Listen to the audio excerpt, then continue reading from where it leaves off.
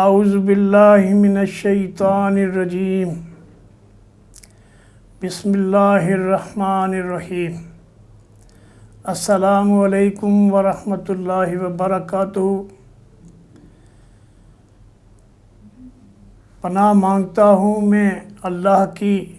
شیطان مردود سے۔ شروع اللہ کے نام سے جو بہت مہربان اور نہایت رحم کرنے والا ہے۔ بلا من اسلم وجہہ للہ وہو محسن فلہ اجرہ عند ربہ ولا خوف علیہم ولا هم یحزنون۔ وقالت الیہود لیست النصارى علی شیء وقالت النصارى لیست الیہود علی شیء وهم یتلون الکتاب کذالک قال الذین لا یعلمون مثل قولہم فاللہ یحکم بینہم یوم القیامۃ فیما کانوا فیہ یختلفون۔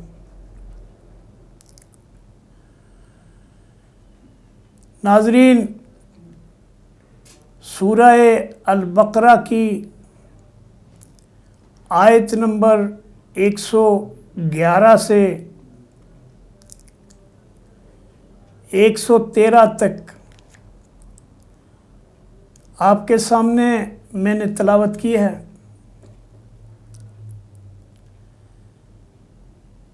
اس میں اللہ تبارک و تعالی یہود کو براہ راست مخاطب ہو کر ان کے اور ان کے جو آبا و اجداد ہیں ان کے کردار کی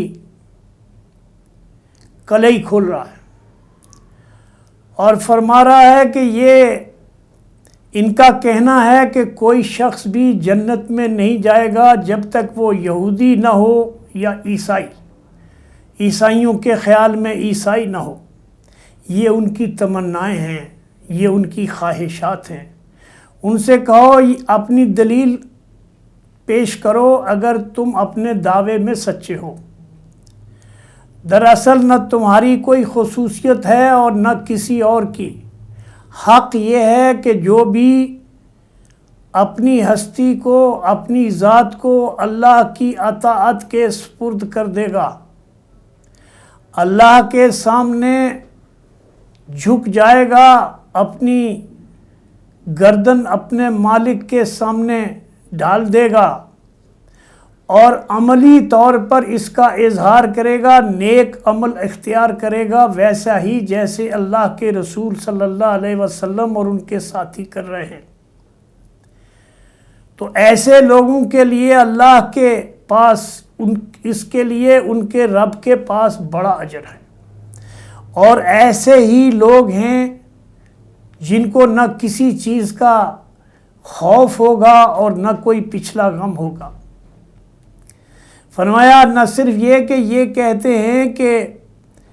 یہودیوں کے لیے کے علاوہ یا عیسائیوں کے علاوہ،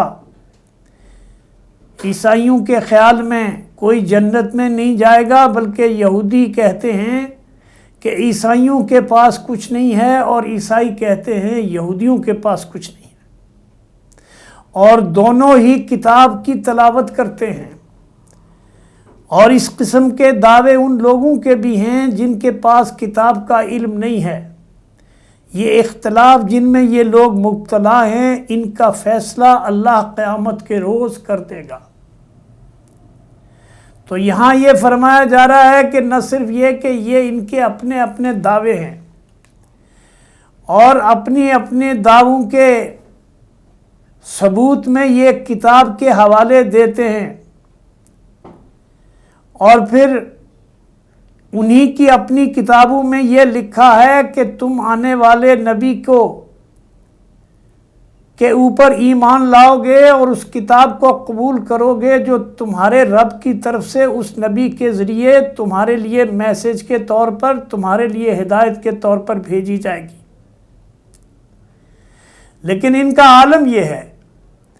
کہ اپنے زوم باطل میں اس حد تک پہنچے ہوئے ہیں، ان کا غرور اور تکبر اور ان کی نیکی اور پارسائی کا جو زوم ہے وہ ان کو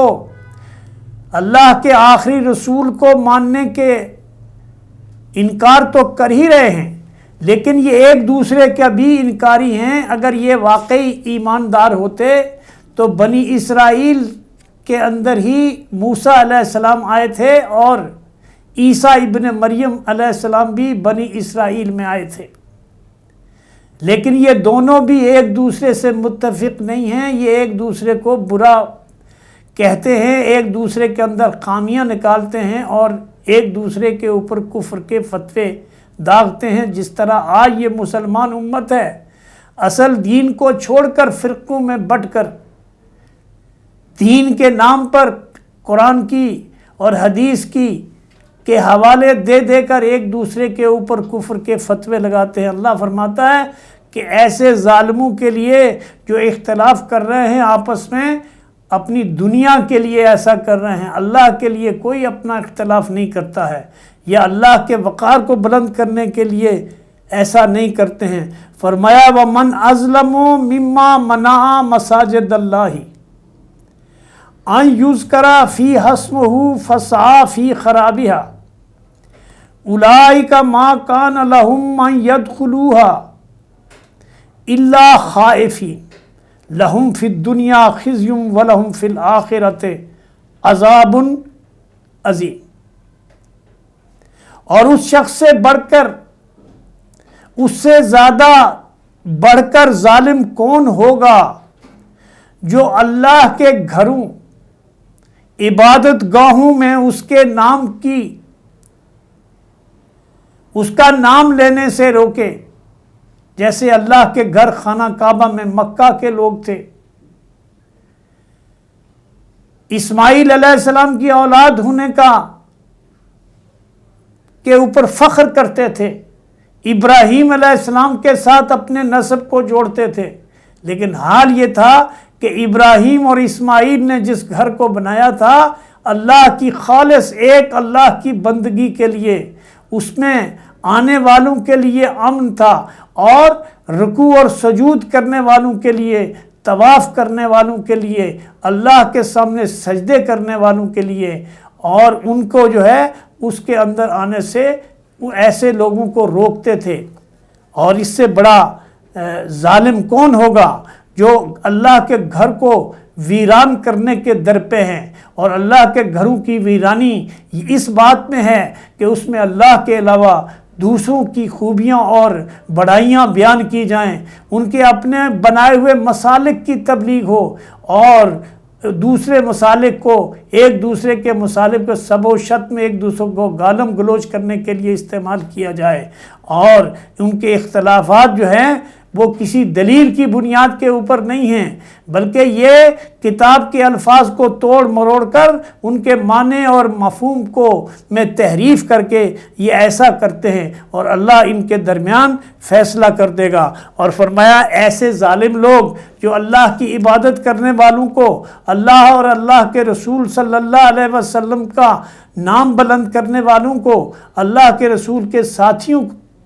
کو اللہ کے گھر میں جانے سے منع کرتے ہیں، اور اللہ کے علاوہ ہر ایک کی پوجا وہاں ہو رہی ہے، 365 بتوں کی وہاں پوجا کی جا رہی ہے، اور فرمایا اس ایسے لوگوں کے لیے دنیا میں رسوائی ہے اور آخرت میں بدترین عذاب ہوگا۔ وَلِلَّهِ الْمَشْرِقُ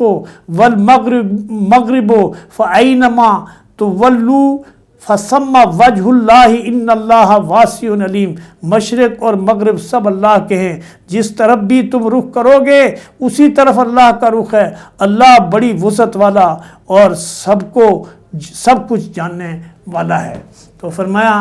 یہ ان آیات میں اللہ تبارک و تعالی یہ فرماتا ہے کہ تم مشرق کی طرف منہ کر کے صلاۃ ادا کرو، یا مغرب میں تم جا کر اللہ کو پکارو، جہاں بھی تم جاؤگے اللہ کو موجود پاؤگے، اور اللہ تو وہ ہستی ہے جو تمہاری شرک سے نزدیک ہے، تم جہاں جس حال میں بھی اپنے رب کو پکارو گے وہ تمہاری پکاروں کو سنتا ہے۔ لیکن ان فرقے بندیوں سے اللہ تبارک و تعالیٰ نے انسانوں کو، ان جو دین کو تقسیم کرنے والے ہیں، جس طرح آج مسلمان امت میں ہر ایک گروہ نے اپنا ایک فرقہ بنایا ہے، اور وہ اس میں مست ہیں، اور وہ سمجھتے ہیں کہ حق کے اوپر ہیں۔ اللہ تعالیٰ فرقی بندی کو اللہ تعالیٰ دوسری جگہ قرآن میں شرک قرار دیتا ہے، اور یہ فرماتا ہے کہ